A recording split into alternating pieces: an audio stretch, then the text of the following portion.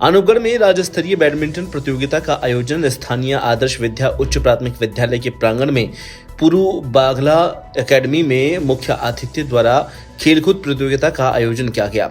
वहीं राजस्थान क्षेत्रीय संयोजक सत्यनारायण मिश्रा ने बताया कि प्रतियोगिता में राजस्थान की 18 टीमों ने भाग लिया है, जिसमें 6 टीमों ने फाइनल प्रतियोगिता जीतकर राष्ट्रीय स्तरीय प्रतियोगिता में चयन किया है। मिश्रा ने बताया कि इस प्रतियोगिता में विजेता टीमों में 4 जयपुर प्रांत और 2 जोधपुर प्रांत में चयन हुआ है और 26 सितंबर 2024 से 30 सितंबर तक राष्ट्रीय स्तरीय प्रतियोगिता का आयोजन दिल्ली में होगा। इस समापन समारोह की अध्यक्षता जिला कलेक्टर अवधेश मीना ने की और मुख्य अतिथि पुलिस अधीक्षक रमेश मौर्य भामाशाह मुकुंद बागला रहे।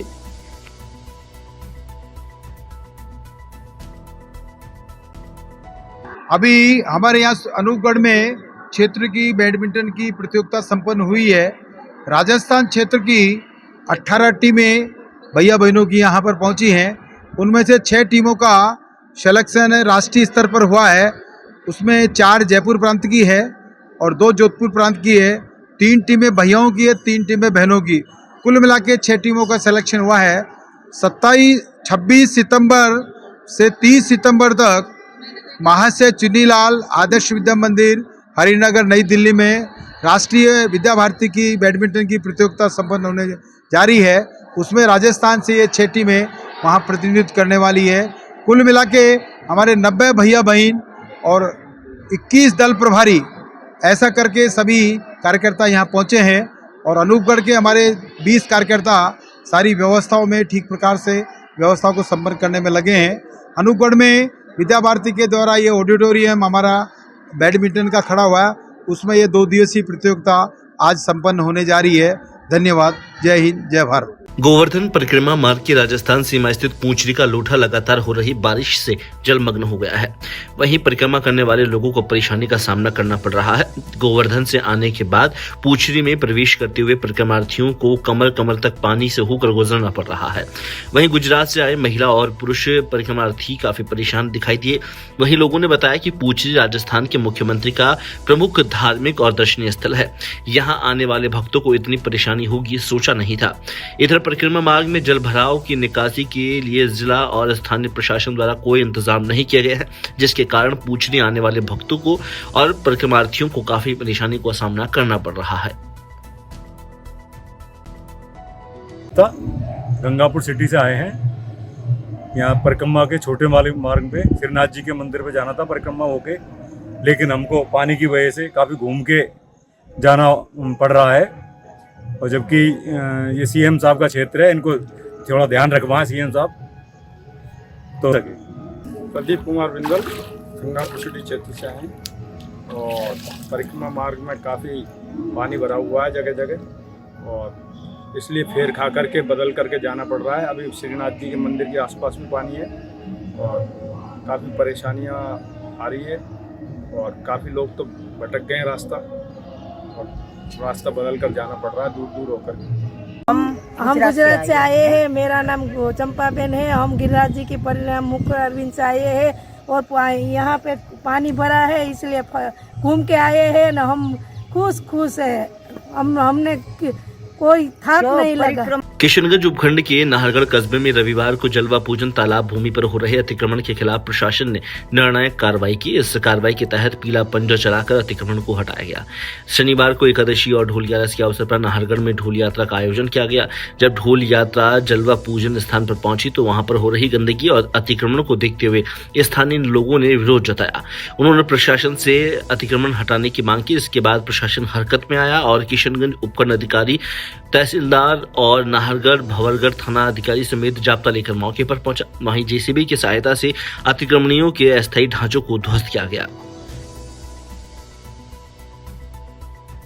जी सर, बताएं क्या कार्रवाई? आज हमारे यहाँ 12 में जो किशनगंज उपखंड है उसके नाहरगढ़ क्षेत्र में कल जलजूलनी एकादशी पे जो विमान निकलने थे, देव विमान, अतिक्रमण के विरोध में देव विमानों को रोक कर उनकी पूजा यहीं की गई थी नागरिकों द्वारा और अपील की गई थी कि अतिक्रमण हटने के बाद ही इनको उठाया जाएगा। तो हमने पूरे पुलिस और प्रशासन की मदद से अतिक्रमण आइडेंटिफाई करके और इसको हटाया जा रहा है। और जैसा राज्य सरकार के निर्देश हैं कि राजकीय ज़मीनों पर बिल्कुल अतिक्रमण नहीं होने दिया जाए, तो इसकी अक्सर से पालना की जा रही है। और हमारे द्वारा यहाँ पर पूरा रेवेन्यू टीम और पुलिस की टीम के माध्यम से डिमार्केट करके नियमानुसार अतिक्रमण हटाया जाए।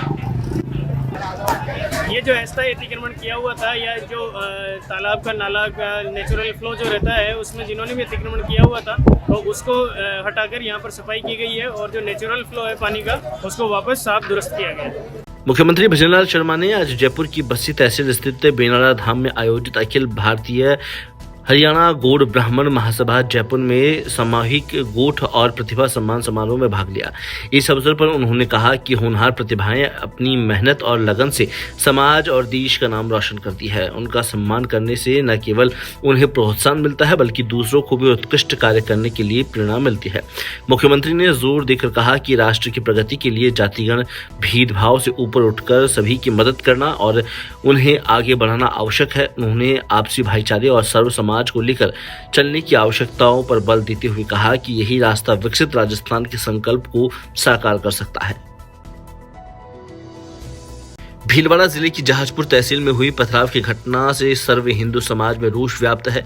विश्व हिंदू परिषद और बजरंग दल के नेतृत्व में हिंदू समाज के सदस्यों ने देवघर थाने पर पहुंचकर राजस्थान के मुख्यमंत्री को संबंधित ज्ञापन सौंपा और ज्ञापन में कहा गया है कि उपद्रवियों द्वारा मस्जिद के पास गुजर रहे देव विमान पर पथराव कर हिंदू धार्मिक आस्था को ठेस पहुंचाने का काम किया है। इस घटना में कई लोग घायल हुए हैं, वहीं सुनियोजित साजिश का हिस्सा प्रतीत होता है। हिंदू समाज के सदस्यों ने आरोप लगाया कि इस घटना में क्षेत्रीय विधायक समेत कई महिला और पुरुष इसमें घायल हुए हैं। दोषियों के खिलाफ सख्त से सख्त कार्रवाई की जाए। जोधपुर केंद्रीय विद्यालय संगठन यानी KVS द्वारा आयोजित 53वीं राष्ट्रीय खेल प्रतियोगिता 2024 के अंतर्गत हैंडबॉल अंडर 17 और अंडर 14 बालिका वर्ग की प्रतियोगिताओं की मेजबानी जयपुर संभाग द्वारा की जा रही है। यह प्रतिष्ठित प्रतियोगिता 17 से 21 सितंबर 2024 तक केंद्रीय विद्यालय क्रमांक 1 और 2 वायुसेना स्थल जोधपुर में आयोजित होगी। जैसे कि आपको बताया गया है 17 तारीख को कल शुरू होगा और 21 तक 5 डेज़ के लिए हमारा टूर्नामेंट ये चलेगा, जिसमें पूरे भारत से केंद्रीय विद्यालय संगठन जो है वो 25 संभागों में बटा हुआ है। तो पूरे भारत से संभागों से हमारे बच्चे आएंगे और यहाँ पर जो टूर्नामेंट हम लोग आयोजित कर रहे हैं वो है under 14 and under 17 girls handball का।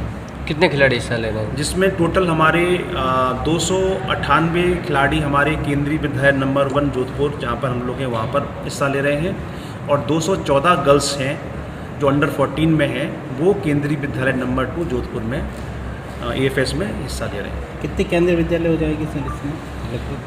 पूरे इंडिया के केंद्रीय विद्यालय हैं जो कि 1200 प्लस हैं, 1250। वहाँ से जो बच्चे चयनित होकर आ रहे हैं उनको सभी इसमें प्रतिभागिता कर रहे हैं। कितने मैच खेले जाएंगे सर और फाइनल कब तक होगा क्या? इसका फाइनल 21 तारीख को होगा।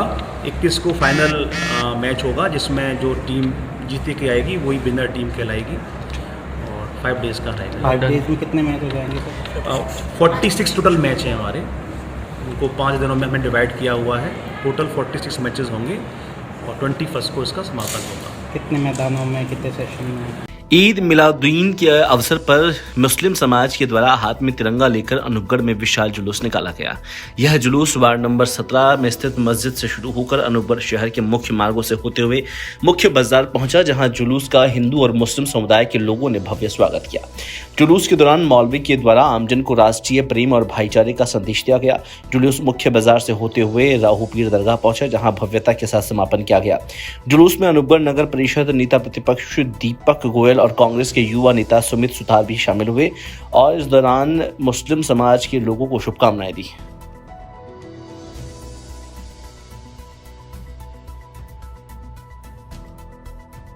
अस्सलामुअलैकुम वरहमतुल्लाहि वबरकातुहू। मेरा नाम मोहम्मद रमज़ान नईमी, सुनहरी मस्जिद पेश इमाम अनूपगढ़। आज मोहम्मद मुस्तफ़ा सल्लल्लाहु ताला अलैहि वसल्लम का पैदाइश वाला दिन है। इस पैदाइश वाले दिन में ज़िला अनूपगढ़ के जितने भी सिख, हिंदू, मुस्लिम भाई सब मुसलमान मिलके जुलूस मोहम्मदी यानी जश्न ईद मिलादुन नबी मनाते हैं। सबका सहयोग रहता है, बाज़ार वालों का, बाहर वालों का भी सहयोग रहता है और सब एक दूसरे से मुबारकबाद देते हैं। सब में आपस में मोहब्बत और अमन और सलामत और मेरा ये पैगाम है कि हम हिंदुस्तान के अंदर हमारा अमन और सलामती का पैगाम देता हूँ। प्यारे आका सल्लल्लाहु अलैहि वसल्लम का ये मोहब्बत वाला दिन है, यानी पैदाइश वाला दिन है। इस मोहब्बत में अपने अल्लाह तबारक ताला और अपने प्यारे हबीब सल्लल्लाहु अलैहि वसल्लम के सदक़े सफ़ेर से यानी हिंदुस्तान को आबाद रखे, इसमें अमन और सलामती रखे, मेरा ये मैसेज है।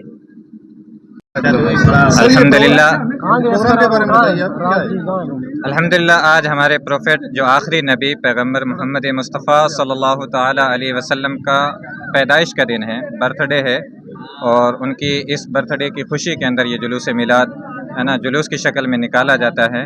ये चाँद की तारीख 12 रबीउल अव्वल पड़ती है और अंग्रेज़ी तारीख के हिसाब से हम ये नहीं मनाते हैं, हम 12 रबीउल अव्वल यानी चाँद की तारीख से हिसाब से मनाते हैं। तो इसी वजह से ये आगे पीछे होता रहता है। इसलिए आज जो ये जुलूस की शक्ल में हमने निकाला, ये आखिरी नबी मोहम्मद मुस्तफ़ा सल्लल्लाहु अलैहि वसल्लम जो दुनिया में तशरीफ़ लाए थे आज से 1450 साल पहले, जिन्होंने इंसानियत का दर्स दिया था। उस वक्त में जो जुल्म और बर्बरियत का दौरा था, उन्होंने इस चीज़ को ख़त्म किया और एक इंसानियत का, एक अखलाक का मैसेज दिया था, है ना, कि हमें ज़िंदगी कैसे गुजारनी है, हमें ज़िंदगी गुजारने का तरीका सिखाया था। उस दौर के अंदर मतलब बहुत जुल्म बर्बरियत हो रही थी, जैसे लड़कियां पैदा होना एक तरह से मतलब बुरा समझा जाता था। तो उस वक्त में मेरे आका अलैहिस्सलातु वस्सलाम आखिरी नबी जब दुनिया में तशरीफ़ लाए थे तो उन्होंने इस चीज़ को ख़त्म करवाया था, क्योंकि लोग जिस घर के अंदर लड़कियां पैदा होती थी तो उनको ज़िंदा दफन कर दिया करते थे, है ना, यानी ज़िंदा ही मिट्टी के नीचे दबा दिया करते थे। उनके आने के बाद में अनूपगढ़ सूरतगढ़ में वरिष्ठ पत्रकार डॉक्टर हरिमोहन सारस्वत के खिलाफ राजकीय चिकित्सालय प्रभारी द्वारा करवाए गए झूठे मुकदमे को जिले भर के पत्रकारों में भारी आक्रोश है। इस संबंध में पत्रकार वेलफेयर सोसाइटी ने अनूपगढ़ में बैठक का आयोजन किया और घटना के संबंध में तथ्यों पर चर्चा की। डीपी शर्मा की अध्यक्षता में आयोजित बैठक में सदस्यों का कहना है कि यदि आम आदमी की आवाज उठाने के लिए किसी पत्रकार को झूठे मुकदमे में फंसाने की साजिश रची जाए तो फिर दबे कुचले वर्ग के लिए लड़ाई कौन लड़ेगा। जरूरत पड़ी तो हम चिकित्सालयों की अव्यवस्था के खिलाफ प्रदेशव्यापी आंदोलन खड़ा करेंगे। लोकतंत्र के चौथे स्तंभ पर जिस तरह के प्रहार किए जा रहे हैं और ये बर्दाश्त नहीं किया जाएगा। पत्रकार साथी के खिलाफ जिस तरह से जानबूझकर संगीन धाराएं और मामले से जुड़ी गई प्रथम दृष्टता एक ओछा राजनीतिक षड्यंत्र लगता है, जिसमें पुलिस की भूमिका भी संदिग्ध है। जैसलमेर जिले की पोखरण विधानसभा के सामने अतिक्रमण के खिलाफ भाजपा पार्षद प्रतिनिधि दीपक गहलोत का विरोध तेज हो गया है। अपनी 3 सूत्रीय मांगों को लेकर गहलोत पिछले 4 दिनों से धरने पर बैठे हैं। नगर पालिका प्रशासन को सद्बुद्धि देने के लिए धरना स्थल पर सद्बुद्धि यज्ञ का आयोजन किया गया, जिसमें नगर पालिका पोखरण के प्रतिपक्ष नेता नारायण रंग और कांग्रेस के पार्षद श्री कृष्ण के साथ पोखरण के लोगों ने भी यज्ञ में आहुतियां दी। दीपक गहलोत ने नगर पालिका प्रशासन को सद्बुद्धि दिलाने के लिए इस यज्ञ को आयोजित किया, जिसका कहना है कि प्रशासन को जनहित में काम करने की समझ आए और वे अतिक्रमण को हटाने और वार्ड के कार्यों को सुचारू रूप से चलाने के लिए तत्पर रहे।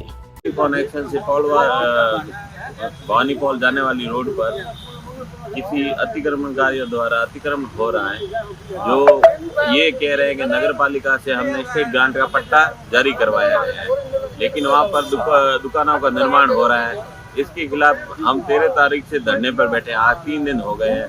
प्रशासन हमारे पास आए थे और उन्होंने कहा कि वो उनके पट्टे जमीन है, लेकिन ये ऐसा नहीं है। नगर पालिका में ड्रेन रिपोर्ट कुछ और है, पट्टा कुछ और बना है और बकायदा पुराने मकान को तोड़कर, रोड को तोड़कर वो निर्माण कार्य कर रहे हैं, दुकानों का निर्माण कर रहे हैं। 5 फुट हाइट लेके निर्माण किया जा रहा है। अब 3 दिन हो गए हैं, लेकिन इस प्रशासन कोई कार्रवाई नहीं कर रही है। अभी भी वर्तमान में प्रशासन के मिली भगती से काम वहाँ चल रहा है और हमने प्रशासन को जानकारी दी कि ये काम चल रहा है, तो वो बोल रहे हैं कि वो काम करेंगे। बार बार कहने पे काम रुक नहीं रहा है। हम ऐसे धरने पर बैठे हैं और वहाँ मैं और राजेश वैष्णव ने ये तय किया है कि मंगलवार को हम भूख हड़ताल पर बैठेंगे। खबर अजमेर जिले के नसीराबाद से है, जहां पर पूर्व विधायक महेंद्र सिंह गुर्जर ने गौ सेवा कर रहे अपने जन्मदिन की शुरुआत की और गुर्जर ने सर्वप्रथम स्वर्गीय अपने माता पिता की तस्वीर पर पुष्पांजलि अर्पित कर रामसर रोड स्थित नरसिंह गौशाला पहुंचकर गायों को हरा चारा और गुड़ खिलाया, गौ माता का आशीर्वाद प्राप्त किया और इस दौरान गौशाला के सदस्यों ने पूर्व विधायक गुर्जर को जन्मदिन की शुभकामनाएं देते हुए माला और दुपट्टा पहनाकर स्वागत किया।